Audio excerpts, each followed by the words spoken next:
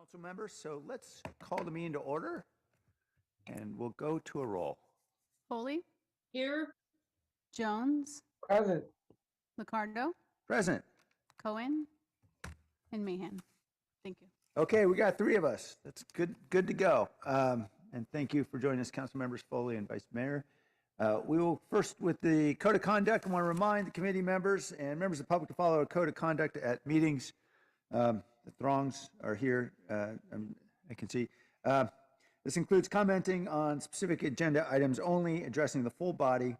Public speakers will not engage in conversation with the chair, council members, or staff, but rather address the whole body. All members of the committee, staff, and public are expected to refrain from abusive language, repeated failure to comply with the code of conduct, which will disturb, disrupt, or impede the orderly conduct of this meeting may result in removal from the meeting. This meeting of the Smart Cities and Service Improvement Committees will now come to order. Whew. Okay. We are on to item B, which is a review of the work plan. And I believe there's a recommendation to drop D2 in the committee work plan to consolidate digital equity under the CED committee. Is that right, Rob? Correct, Mayor. And this was approved at the Rules Committee yesterday. Okay, fabulous. Okay, then we'll move forward. We have a consent calendar and don't believe. Yeah, there's nothing there. Okay. All right, great. Let's go right to the reports of the committee, and we'll start with item 1, which is Innovation Technology Project Bi-monthly Status Report. Take it away, Rob. Right. Thank you, Mayor. So good afternoon and happy holidays, Mayor Licardo, committee members, and members of the community. Rob Lloyd, Deputy City Manager for the City of San Jose. For our December committee, the staff will present 2 items. First, under agenda item D1, as you noted, will be the Technology and Innovations Project Status Report. This, for the public, covers major initiatives, verification and validation, as well as mitigations when needed on city projects. Khaled Tawfiq, the city's Chief Information Officer, and Shirley Young, our Products Project Manager, will present. Second, under item D2, we have a status on the Equity Through Data initiatives of the city, which aim to improve community outcomes and services through the use of equity data, practices, and service design. The Director of the Office of Racial Equity and the Chief Information Officer and their teams will report on that. And then before we begin and jump in with Khaled, I also want to note that this is the last Smart Cities and Service Improvements Committee meeting for the Mayor and Vice Mayor. Just want to thank you for your service and your vision in this work. We went from never being on the Digital Cities of America list to #1 twice. And good team. Yeah, go team. We beat LA. But also just want to say it's been a pleasure working with you and appreciate all the dedication and vision that you showed us. Thank you, Rob, and I'm really grateful to the whole team. This has been really a pleasure. This is actually one of the fun committees to sit on. That's why this is the only committee I sit on. But anyway, thank you, because it's a really amazing work what the team's doing throughout the organization. So thank you. Vice Mayor, do you want to say any words in your defense? Yeah, I just want to echo those sentiments and say, Rob and team, it's been a pleasure working with you. And I just want to remind everybody that we got to #1 under my leadership as chair of this committee. Twice. Spoken like a true politician. Well said. All right, Khaled. Thank you. Good afternoon, Mayor Licardo, council members and members of the public. My name is Khaled Tawfiq, Chief Information Officer, and we're here to present the IT products and project the status of the Innovation and Technology Project Management Report. Presenting with me is Shirley Young, IT Products and Project Manager at ITD, Information Technology Department. Today's presentation will focus on the status of IT projects, status of open audit items, our progress in assessing project value, and lessons learned from the independent verification and validation review process.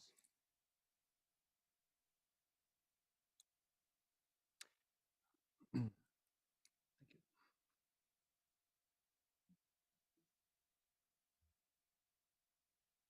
One second to correct the slide.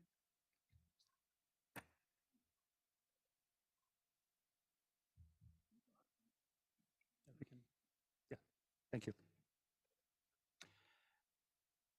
As usual, we start by linking IT projects with the 22-23 City Initiatives Roadmap and highlight this year's 13 city initiatives, IT initiatives that IT team is actively supporting by providing innovative solutions, project management, new technologies, and critical data. Next, we will show you how we are connecting and aligning IT project with the city roadmap across city priorities.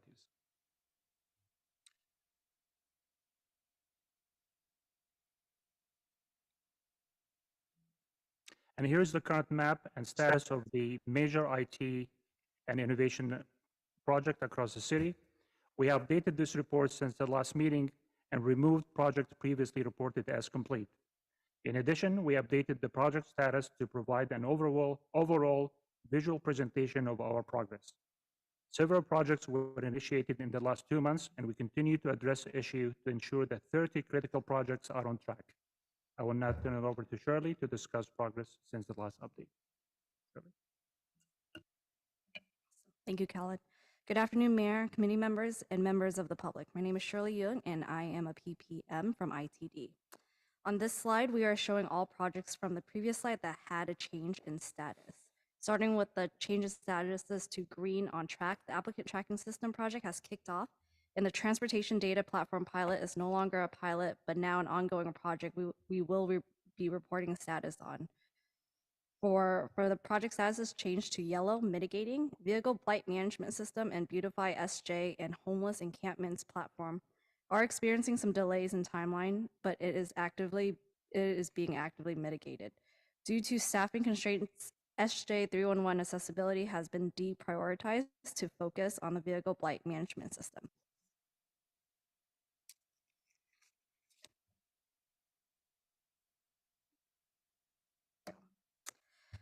Here's the project summary showing how we're making progress on overall projects. We're showing more projects on track and fewer at risk. We have an update on our audit recommendations for the tech deployment audit done in 2019. We have implemented recommendations 7 and 9 and are awaiting confirmation from the city auditor.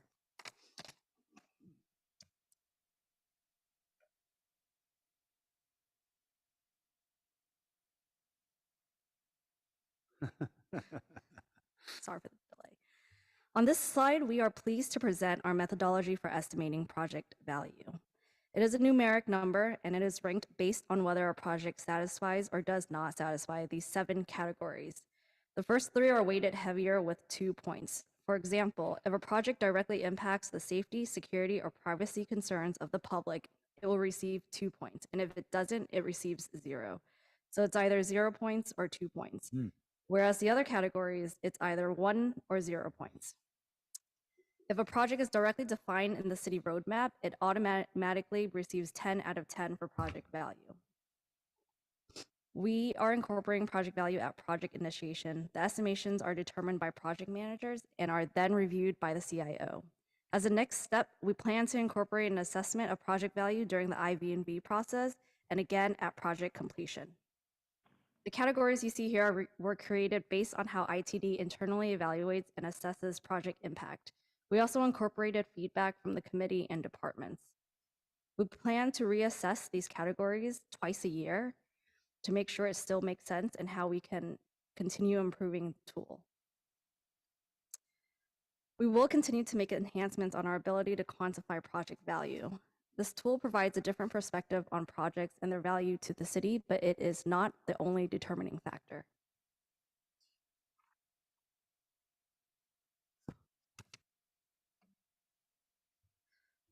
On this slide, we showed our new dashboard in October, but I'd like to point out the addition of project value in the middle graph circled in red. The graph is an overlay of average project value by enterprise priority overlapped with estimated budget.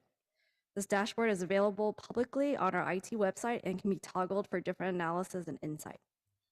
I'll now hand it over to Khaled to discuss the IV&V process.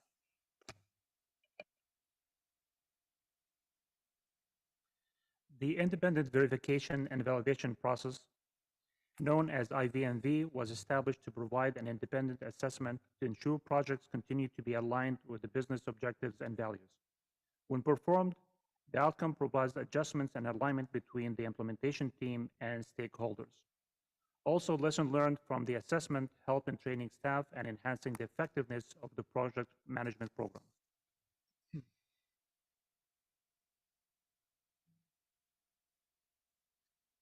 As we reflect on the IV&V process at the end of the year, we recognize the need to continue to develop enhancements to advance the maturity and effectiveness of the process and the new team. Some of the lessons learned include the need to better define the project scope and expectations to avoid surprises and ensure complete alignment with the stakeholders. The previously presented tool to estimate project value will be incorporated in the IV&V process next year. Staffing continued to be a challenge when planning and implementing IT-related projects, and through proper coordination and communication, we can reduce the impact of the process on the process.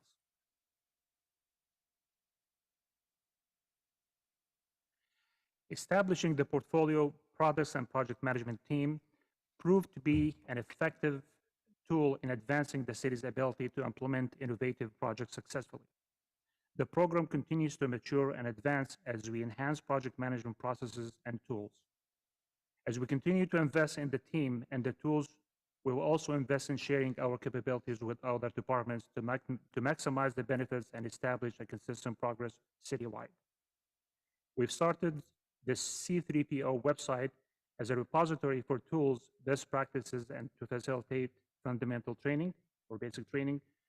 We plan to continue our investment in the processes to promote stronger practices for innovation and project management and foster stronger collaboration among departments.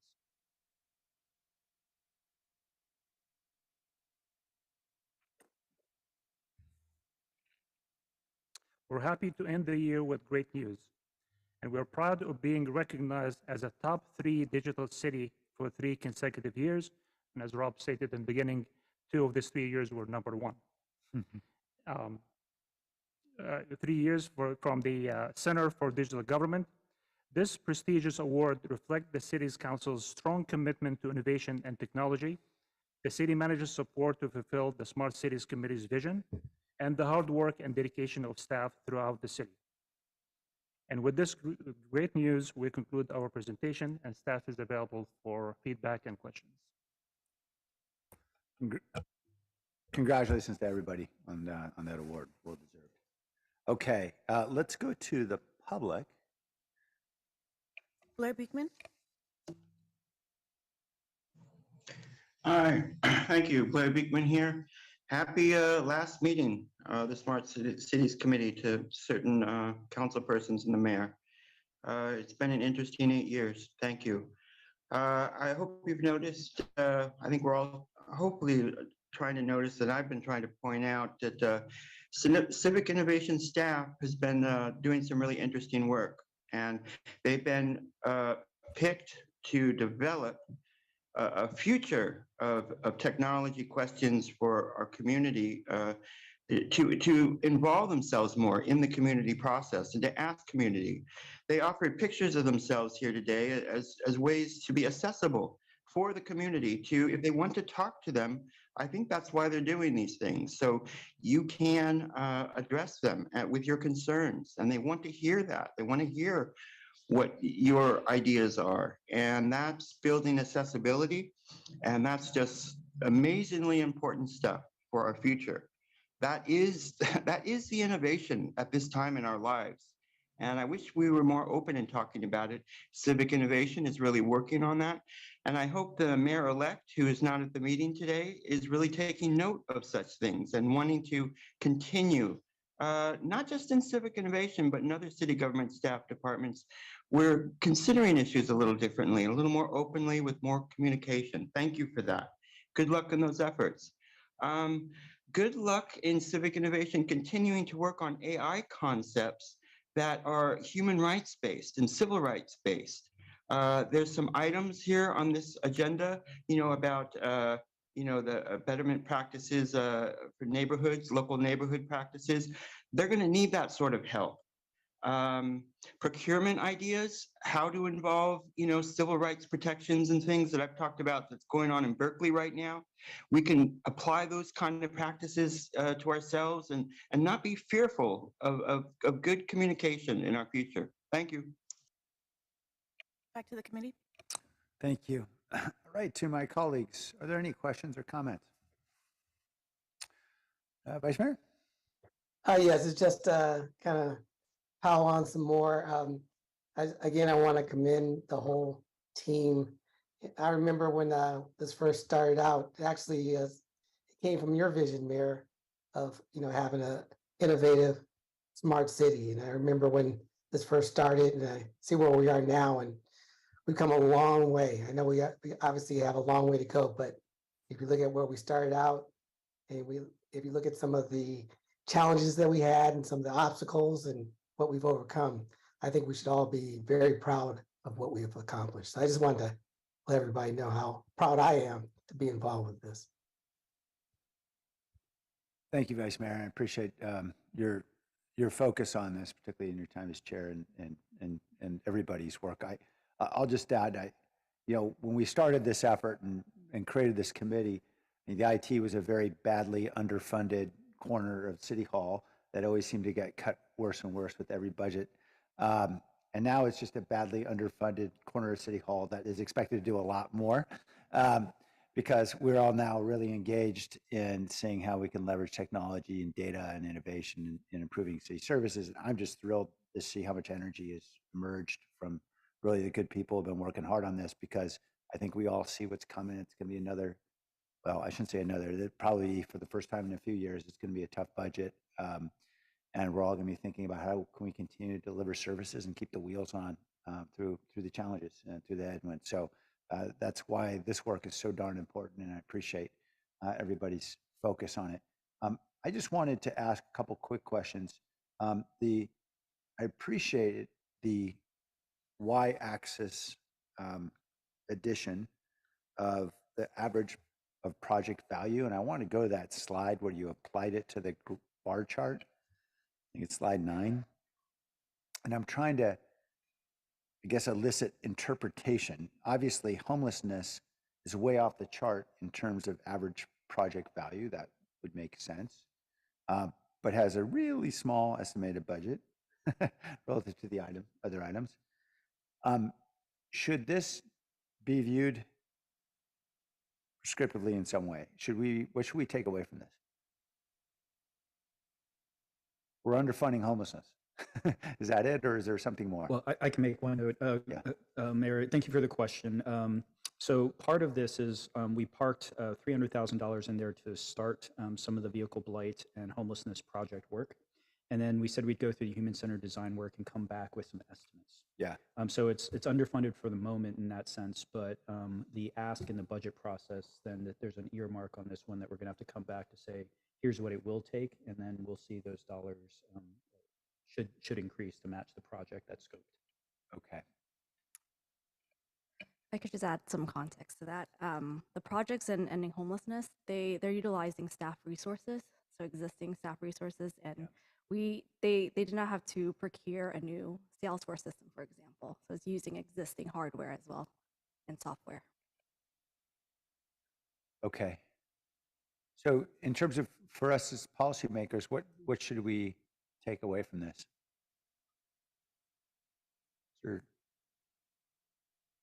there an implication here about either funding or? I think the chart is to give insight and information into where we're spending our money and how that overlays with project value. Yeah. And it's a tool to make those decisions. Right. And Okay. I'll add, Mayor, so it is a tool where we're going to see if we're actually aligned also with the city priorities and the city roadmap. Yeah. And you're seeing as we work our way more towards that, this will become more and more refined and more accurate. The first test was we generally do match the value in our highest priority projects are matching. Mm-hmm. But in terms of project funding, that is something that we're going to start feeding into the budget process more. Yeah. Okay. That's helpful. Thank you. And then if you look on the same page in the bottom right corner, there are 9 pending projects with regard to estimated completed dates. Does that mean we're still trying to figure out what the estimated completion date will be? Many of those projects are in either RFP or they're waiting to enter the RFP process in the PBB. So there is no completion date yet because there hasn't been a vendor selection. PPB being Procurement Prioritization Board. Yes, correct. Thank you. Got it. So just label that black hole procurement and it'll come out eventually. Okay. Got it. Okay, great. And then we can go one slide back. in terms of on this estimating project value, a lot of this makes sense. The one question I had was about category one, because certainly not all privacy concerns are created equal. Some may have very direct implications on security. Some may be privacy concerns, but I mean, I think we've seen in the context, for example, of license plate readers, for example, there are privacy concerns about things that are already pretty public. So I guess my question would be, do we really want to elevate privacy to the same level of safety and security in all cases, or would you want to have some kind of gradation that recognizes that some privacy concerns are very serious and some are perhaps less so? So I think the whole thing is kind of complicated because you take one from one category, the other one will suffer. Our attempt is to come up with some guidelines to see when we make decision at the end, how close is the tool with the final decision? Yeah. And then we'll go back and reflect where did we miss and try to realign the weight for each category. And hopefully eventually we're going to get closer where the tool is going to be really in kind of alignment with the final decision, and that will be our success. But Okay. we struggled because we wanted to make it 4 and then or 3, and then we realized that, well, somebody else, some other category will suffer. Yeah. So by no means that this is a perfect tool or we're done with it. It's just our first attempt to Yep. to come up with a way to quantify what's Right. important. Okay. Thanks, Glenn. Okay, great. I think I don't see any other hands. Vice Mayor? Oh, yeah, I just wanted to kind of continue the discussion on the values, going back to the Is that the presentation. slide we just had? Yeah, Yeah, maybe we can put that up again. Slide 9. well, it was number 6, improvements, customer, it's resident or customer service. I believe that's what the description was. And we were giving it 1 point. That goes to the very heart of actually what we do as a city in terms of delivering services to our residents. So I was just wondering why that wasn't weighted a little heavier.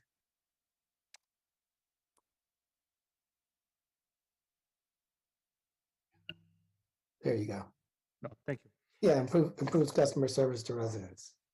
So in a sense, everything else we're doing is related to customer service, but there are certain initiatives that are fully customer service focused. Like every service where we do, like whether it's a 311 service or anything else, it has some element of customer service. So that way, that's how we felt that already some of the other categories provided weight to customer service, but we wanted to kind of recognize customer service as a category by itself. That's why we're adding another point in addition to the existing value or sub-value already inherited in other categories.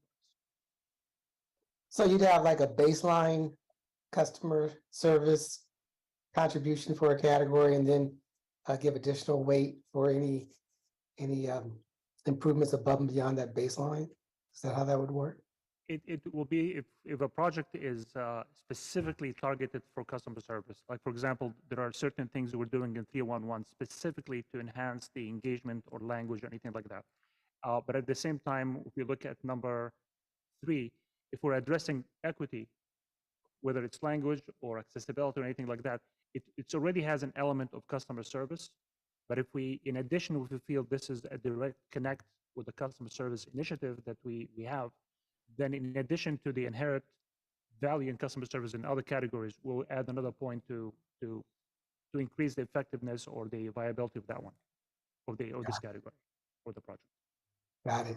Thank you. That was my only question, Mayor. Thank you. That's a good I'll one. make a motion to approve. Thank you. Second. All right, motion second. Let's vote. Foley, Aye. Jones, Aye. and Liccardo. Aye. Thank you. Okay. All right, thank you, Shirley. Thanks for that. We'll move on then to item 2, which is the Equity Through Data Initiative Status Report. And I think we're welcoming Soma, Artie, and Albert to the box. We are.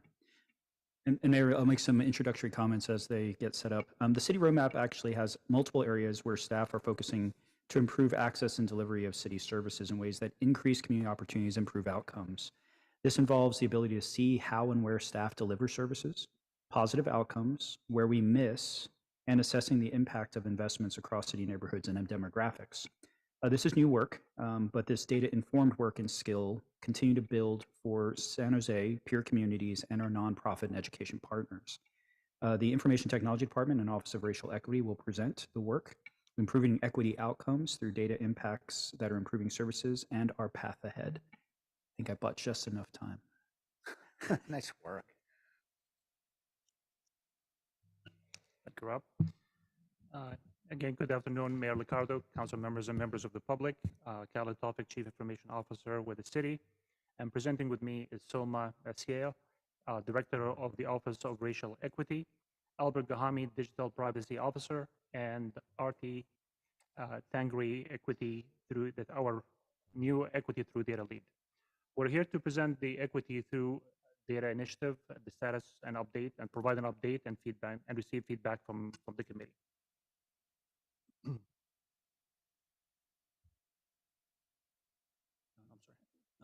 I'm sorry. I pushed too fast. I'm sorry. I'm not doing it today with the clicker. The city recognized the need to address equity to ensure meeting the community needs and recognize the great potential of using technology and data-driven decisions to make strategic process and service enhancements. Enabling a large organization to address community needs require a focus on providing the tools to measure service availability, accessibility, delivery, and customer satisfaction. Key to the success of the program include identifying what to measure, how to measure, and creating a process to analyze and implement enhancements. To be successful at a program level, staff initiated training programs, high-quality data collection capabilities, strong policy analysis and development, and effective measures to ensure progress. I will now turn it over to Sol. Thank you, Khaled. Good afternoon, Mayor, and members of the committee and members of the public. As Khaled said, I'm Sulma Maciel. I'm the Director of the Office of Racial Equity, and I am thrilled to be a collaborator in this project. Khaled and I, along with our teams, have an important role as strategic support partners within the organization to facilitate decision-making so that ultimately the city delivers excellent, reliable services to our residents.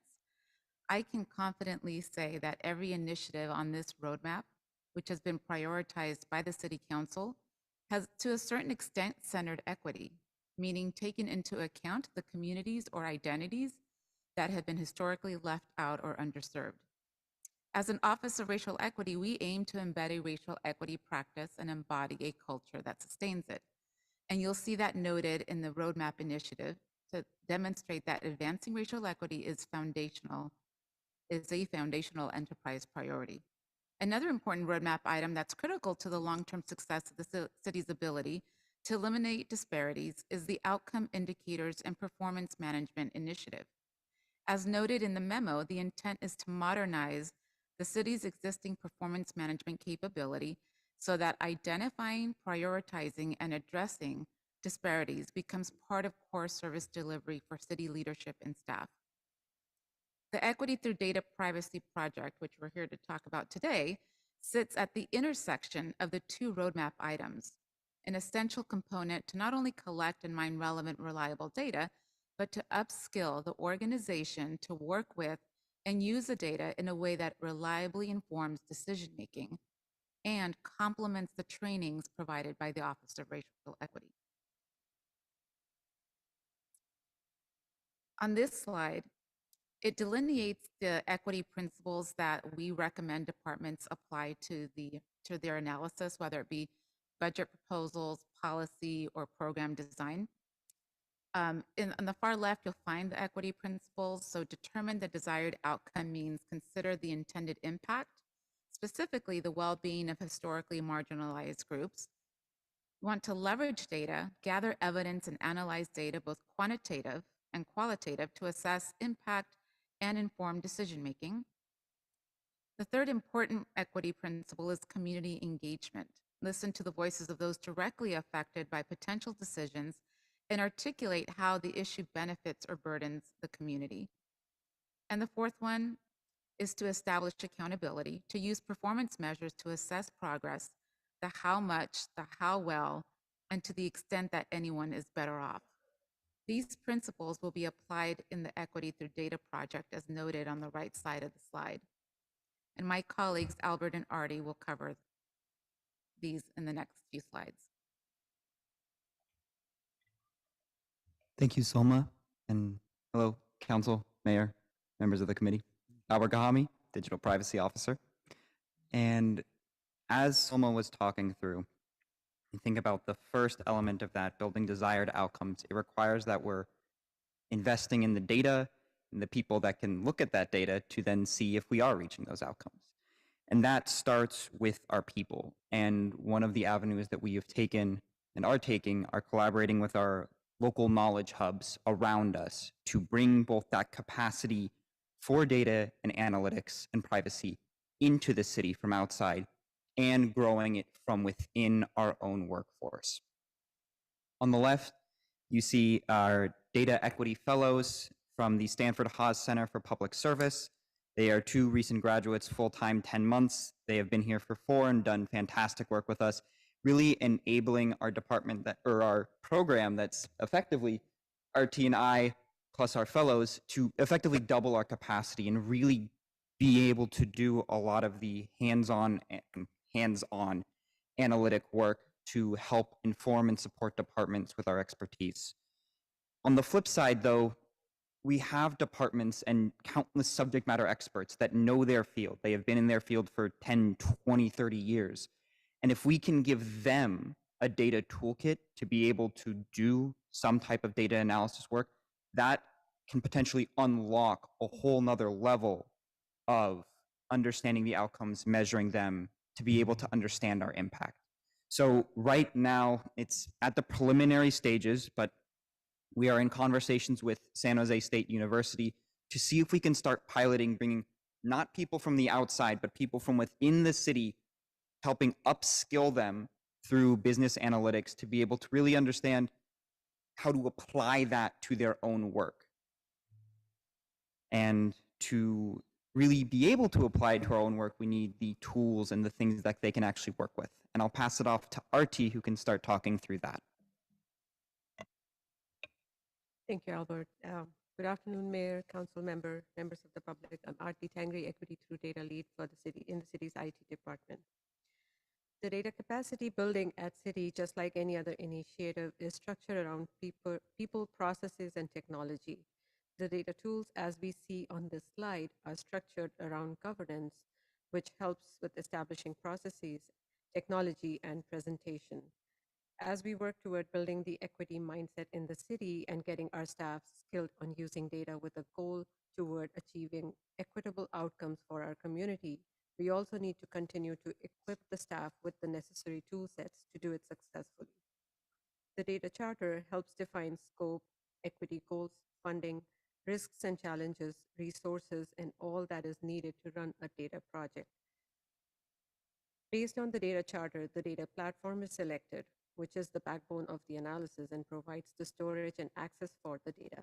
The data platform then helps decide the data visualization tool where data is analyzed and transformed into meaningful information and shared out as appropriate. The feedback from this whole process then informs decision to the data charter, and the cycle continues. This process has been adopted by multiple departments in the city, and the usage continues to grow. And in addition to that, the data visualization tool, specifically, we've spent last few months, we've spent a lot of time really adding on more capacity to that and really training a lot of our other departments to be able to use it to a much larger level than what we have done in the past.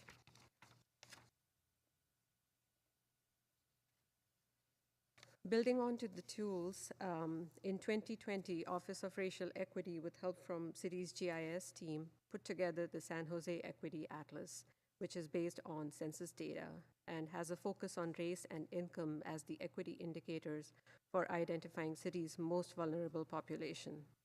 The Equity Atlas has been widely adopted across different initiatives throughout the city, including budgeting for equity worksheets, San Jose 311, Department of Transportation's Equity Priority Communities, Community Energy's Electrification EV, Housing's Project Home Key. A lot of departments use different tools and maps that use the same underlying census data. Moving on to the measuring impacts. In 2020, in alignment with city's goal to increase access to services for the underserved communities, the city added Spanish and Vietnamese language translation to its 311 platform to allow residents to create service requests in those languages. However, the use of new languages on the 311 platform remained low. In December 2021, initial equity targets were set for the 311 platform, of which two that we will be covering here today are increase the service requests by non-English speakers by 10% for each quarter, and increasing the number of new users in the underserved communities by 6% for each quarter. To help identify the potential areas for Spanish and Vietnamese users in the city, the team created an equity dashboard based on the Equity Atlas. The image here that we see is the equity dashboard. The dashboard allowed the ability to plot 311 service requests on a map and be able to filter on equity score and language score to narrow down to the areas of high needs. The dashboard showed low usage of city's 311 platform in high need areas. As the pandemic restrictions lifted earlier this year, SJ311 team launched phase 1 of its community outreach program to generate awareness of language translation capability on the 311 platform. With a low budget to start with, the team planned to run an outreach program from April through June of this year. Using this dashboard, the team identified the zip codes with a larger proportion of underserved population and then ran trilingual Google and Facebook ads and other forms of low to no cost outreach, including emails, library community center, and other in-person events in those zip codes. These ad campaigns generated high volume of traffic for the 311 website. Two key performance indicators that illustrate the success of this campaign are cost per click and click-through rate. The average cost per click for government is typically 81 cents per click, and this campaign's cost was considerably lower at 21 cents per click, so that is like 400% lower than average. The industry standard click-through rate is 0.5%, and the San Jose 311 campaign achieved a click-through rate of 1.24%, which is 250% higher. We also saw a 15 to 30% increase in new user accounts created and 9 to 30% increase in service requests created for Spanish and Vietnamese languages following the campaign, as can be seen on the bar charts below on the slide.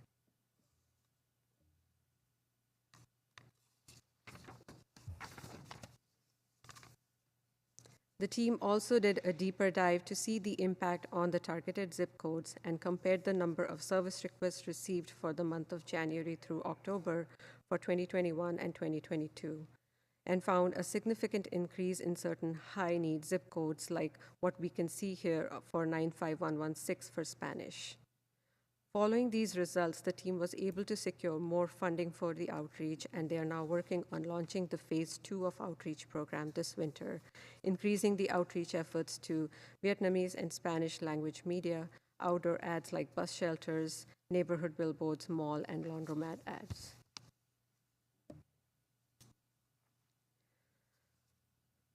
Another example where we've measured impacts is the support for City's COVID Recovery Task Force.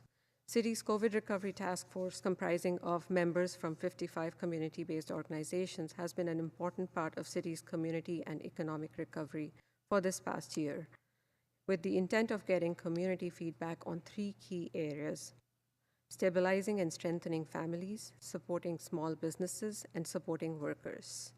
The city received roughly $810 million for COVID recovery across all federal, state, and local sources. Most of the funding was prescribed for emergency personnel, infrastructure, debt service, and other areas required due to the disruptions caused by the global pandemic. The city had true discretion over roughly $202 million of the funds based on the American Rescue Plan Act. Of that, $2 million was allocated to support the recommendations from the COVID Recovery Task Force.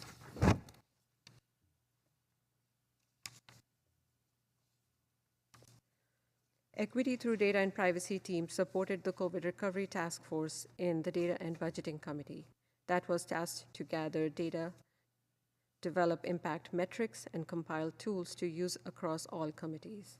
Data and Budgeting Committee assigned a liaison to work with each task force committee. The team identified the data sources, both internal and external, that helped quantify the measures and bring forward community indicators and metrics that raised urgent needs like food and necessities. These indicators and metrics drove the committee conversations and the formulation of the final task force recommendations. The Data and Budgeting Committee also collaborated with internal city departments to review the draft recommendation and identify the overlap with existing city efforts and build a better understanding of the community needs. The impact measures, as recommended by the task force, represent outcomes the city and its departments can weave into program evaluation and the city's budget process. Going forward, Equity through Data and Privacy staff will work with city departments in identifying ways to integrate these recommendations into city operations. COVID Recovery Task Force will be presenting to the City Council next Tuesday, and more details on the recommendations will be provided then. And with that, I'll pass it on to Albert to cover the engagement and accountability piece. Thank you, Arti. And within the Offices of Racial Equity's equity principles, the third element is community engagement. And within IT, between San Jose 311, the rollout and pilots of many public interest technologies, IT has become part of the front line of many city services. Largely, I think, in part due to the effort of this Smart Cities Committee. Because of that, it requires the understanding of the needs of our communities. And over the past year, the Equity Through Data and Privacy program and IT as a whole has run multiple campaigns of public engagement, both around 311 and around traffic safety technology. The next steps that we'd like to push forward when it comes to engagement is really moving further along in maturity from outreach and informing residents, simply talking to them, but really talking with them, and discussion and engagement. For those that are aware, moving further down the IAP2 spectrum, or International Association of Public Participation. Increasing the amount of conversation that we have with our community-based organizations. Right now, we've been doing a lot of general conversation, but being able to target specific niche parts of our community, whether it be undocumented, unhoused, being able to have conversations with the community-based organizations there so we can better understand how the services are impacting them. And, of course, continuing to grow and increase the conversations that we are having across academia, government, and the private sector, between our Privacy Advisory Task Force, potential partnerships with universities that we both have and are growing, and our connections with the broader government ecosystem when it comes to conversations around data, technology, and privacy. We want to continue pushing that forward, both as a leader and a learner from others. And the last item I wanted to talk around, in this case, accountability, is something really more of looking forward as the city looks at a lot of incredible promise in thinking about how we can integrate artificial intelligence or machine learning, AI, algorithms, whatever you want to call it, into a lot of our systems and a way we're providing services so that we can provide services faster, more tailored to our residents, more efficiently, more cost effectively. However, one of the things that we see, and we see this with any type of AI system, and on the left here, just for those curious, AI systems, you can think of it as just taking information in, any type of information, like for example in YouTube, the videos that you watch, and popping out new information, like maybe the video that you want to watch next. For the city of San Jose, one of the key places that this has popped up is with translation. So RT brought up our San Jose 311 translation services, which relies on being able to have our call center or the folks that are on our city side, they might only speak English and the person on the other side might only speak Vietnamese, but it's through the AI translation system that we've put together in partnership with private companies that we can have a conversation between them because the AI is translating it. That's amazing and that's awesome. And we want to be able to have more success stories like that. Obviously, there have been failure stories of AI because either the technology is premature, it wasn't applied in the right circumstances. So what we are developing within our program is how do we evaluate AI systems when we're procuring them or when we're going out to purchase them and when they're in the field, making sure that they're actually being effective. In the same way that we want to monitor our programs, we want to monitor the systems that are helping us inform those programs, making sure that they're accurate, effective, applicable, and as unbiased as possible. Right now, we are piloting a AI evaluation system with our San Jose translation system right now, working in partnership with Google and our San Jose 311 team to really make sure that we can start there and with hopes of over the next year or so growing in maturity on how we are purchasing AI systems, making sure that they're useful to us and worth the money. And with that, I will pass it off back to Khalid. Thank you. Our progress has been the result of the city's commitment to equity and innovation through the Mayor's Office of Technology and Innovation, the Office of Racial Equity, the City Manager's Office of Communications, the Library, Project Hope, and the Information Technology Department. In addition, we couldn't have been as successful without the powerful partnership established between the city and the Knight Foundation, Stanford University, and the San Jose State University. The maturity and advancements of the Equity Through Data and Privacy program is critical to support the city's desire of addressing service equity. While several goals were established and results were recognized, additional initiatives are underway to gain better understanding of the community needs and to develop the next goals to achieve next year. We look forward to advancing our work to mature the Equity Through Data program next year, as we look for ways to expand the program by collaborating with other departments and providing tools and training needed to maximize the effectiveness of the program. This concludes our presentation, and we look forward to your feedback regarding where to focus our efforts and if we need to emphasize more on certain aspects of the program. Thank you. Thanks, everybody. Great presentation. All right, let's go to the public. Paul Soto?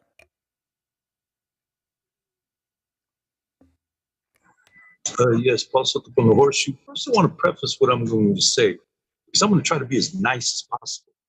Okay, first of all, my niece graduated from San Jose State with a master's degree, okay? And I also supported the current vice president of the student body of Stanford University right now. He knows me well. Ask him about it, he'll tell you. So that said, are you guys insane? The fact that you are trying to quantify and to put to AI technology to ameliorate and to amend the historical injustices, which includes genocide of my people, of the Chicano community, are you insane?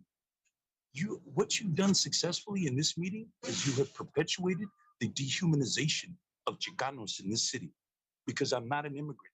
And there are tens of thousands of Chicanos that define themselves as Chicanos, okay, that need to be articulated within the context of this meeting, because we're not first generation, we're not second generation. I'm a sixth generation United States citizen of Sasipuedes, 6 generations, okay? I'm also a Native American. My people built the first mission, San Diego, Pomie. So please tell me you're not trying to lead to AI technology to quantify the sickening, both cultural and physical genocide.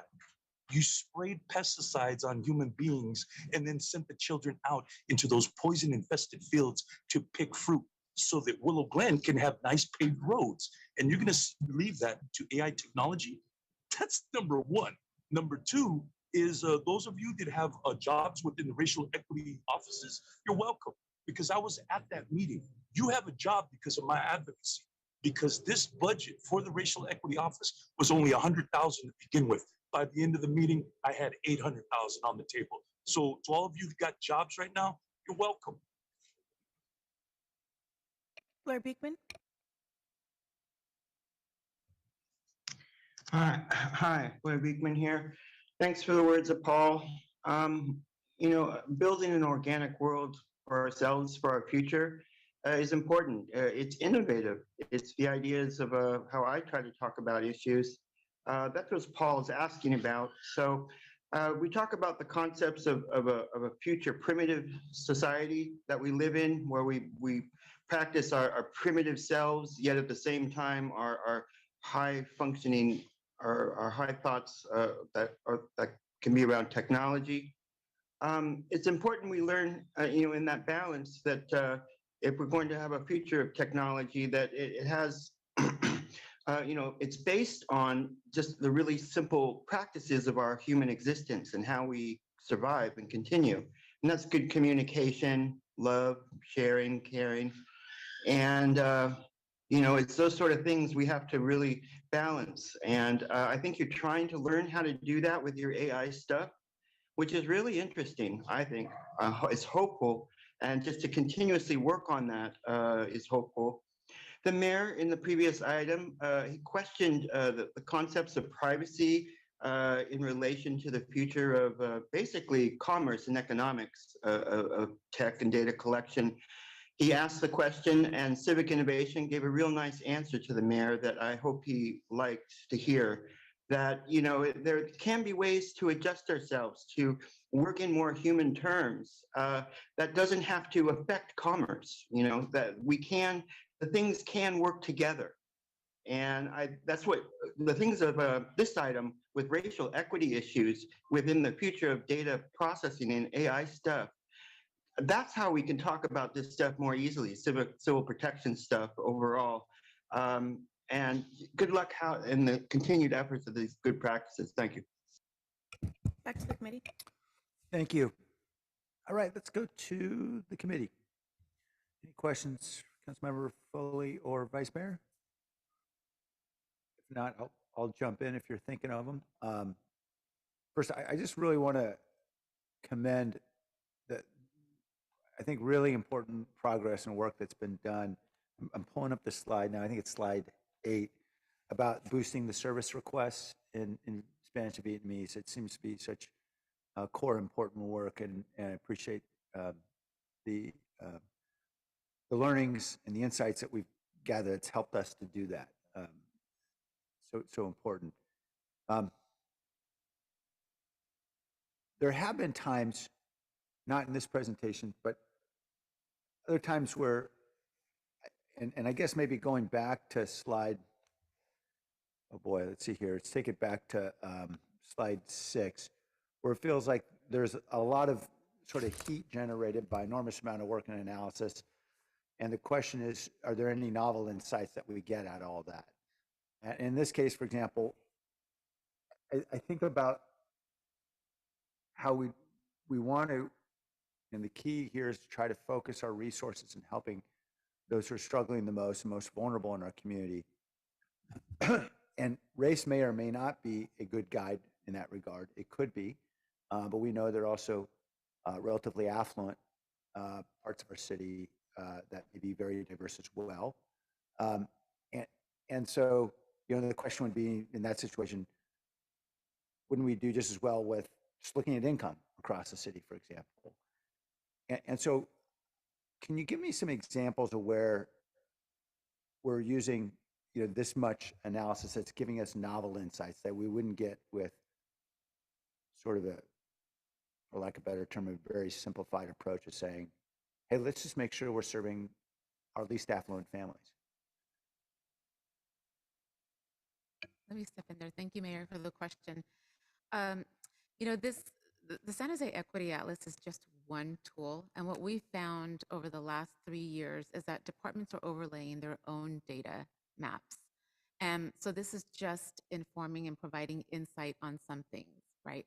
So for example, if you think about the scholarship program through Parks and Rec, I remember when we were first sort of interrogating that scholarship program several years ago, to trying to decide who are these ultimately for and why aren't they accessing them. This kind of atlas, which shows both, which is both a score of race and income, right? It's combined Yeah. score, was very helpful in identifying which are the pockets in which they're not accessing the scholarships, but ought to be, and what's going to change in terms of the outreach or language, or, when we started looking even at the application, there were questions in there that there were residents that were not going to answer them. So it was about mitigating ways to and change the program design. And this was just one of those tools that helped inform that. So we're not saying that this is the only thing, but transportation and housing, Parks and Rec, Office of Economic Development through the small business piece have been using this as just one of the tools, Yeah. layering it with their data. And I think the opportunity here is that we're still lacking a lot of other data, right? And other intersectional identities and other parts of San Jose that we need to get our hands on so that we can make much more informed decisions. So don't want to put that much weight on this. It's just an important tool. Right. Yeah, I appreciate it. I was using this as an example, but I think I get the point. Thank you very much so much. All right, let's go to any other questions from my colleagues? Councilmember Foley? I don't have a question, but I realize this is the last meeting for both you and the vice mayor. And I just wanted to wish you well. I guess I'm the only one remaining on the Smart Cities Committee. It'd be a lonely committee meeting. Which is a little odd for me, but I just want to thank you for appointing me to this committee and allowing me to serve. I've learned a lot and find it very valuable and useful. And in particular, this presentation was very helpful, and I appreciate all the data and what we're looking at and how we're looking to expand equity across our city in the distribution of our services, particularly San Jose 311. And that's it for me. Thank you. Oh, and I'll make a motion to accept the report. Thanks, Councilmember. Second. All right. Let's vote on the motion to accept. Foley, Aye. Jones, Aye. and Liccardo. Aye. Thank you. Okay. Are we all done with the agenda? Okay. We're going to open forum, I guess.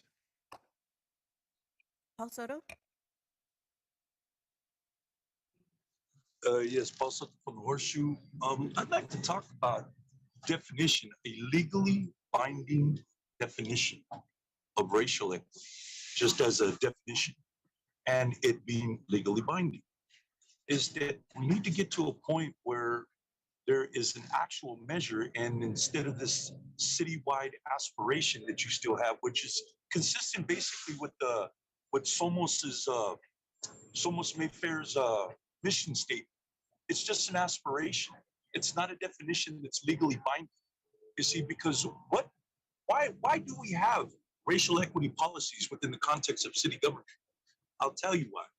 Because there's been over 170 years of racialized inequity in this city. Now, you're not going to get data points that are going to accurately articulate that until we start talking about the measure by which Chicanos and Mexicanos specifically have been treated with inequity in the city. Where's your data points to find that out? Or, excuse me, are you going to leave that to AI technology to figure that out for you?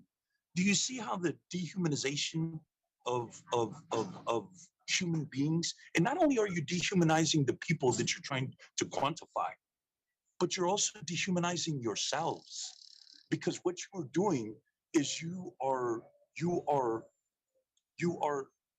mitigating your human responsibility. You have a soul. At least I think some of you do. I know some of you sold it at Harvard, but some of you do have one. You know, you didn't go through that process of conditioning that human part of you out of you, and then like work for sex crimes units. But there is a part of our humanity that still needs to be accessed, and you're not going to be able to do it through AI technology. Blair Beekman? Hi, Blair Beekman. Thanks a lot for the meeting today. Yeah, thanks for the words of Paul. I mean, just a reminder, I think we can do a lot of our things within a city without the need of technology. Good communication, love, care, that simply can help in how we practice things. And then when you do offer those good practices to technology itself, that's how you build our good human future and our sustainable future. So good luck in those efforts. The mayor asked some difficult questions today, and I hope he got some really good answers from staff. I hope he was impressed by what I sure was, by how staff answered the mayor's questions. I think we really have to consider a greater depth to the conversation of the questions of the mayor. I think he asked honest questions, and I hope he was asking with the intent of to see what can be the depth of such issues. And hopefully he saw something of that today, as I sure did. So thank you for that. And I hope that this item will be on, the last item will hopefully be on next week's agenda, council agenda. I hope that Mayor-elect Mahan will be ready to for that meeting, and he will review this meeting today to understand what's really going on and what's really being worked on for the future of the city, the future of our lives, basically. And we're not in previous eras of tech. We're moving towards a human rights era with technology, and that's hopeful. And it's nervous, it's difficult, but I think we work on it together. That's building the innovative future. So good luck in those terms and the questions today. And yeah, it's not to overrun things. It's to work in harmony. It's to work in communication and good dialogue. Thank you. Back to the committee. Thank you. In response, Mr. Beekman, yes, staff responded excellently to my questions. Thank you, everybody. Happy holidays to everyone. I know we got a few more council meetings, so I suspect people will still be rolling in. But I just want to say what a pleasure it's been to serve with so many of you who you've really infused this organization with a new way of thinking in so many ways, and I just really appreciate your work. I know this is not work that's seen enough by the public. It doesn't always get the media attention, but what happens here is so important. So thank you. All right, this meeting is adjourned. Thanks, everybody.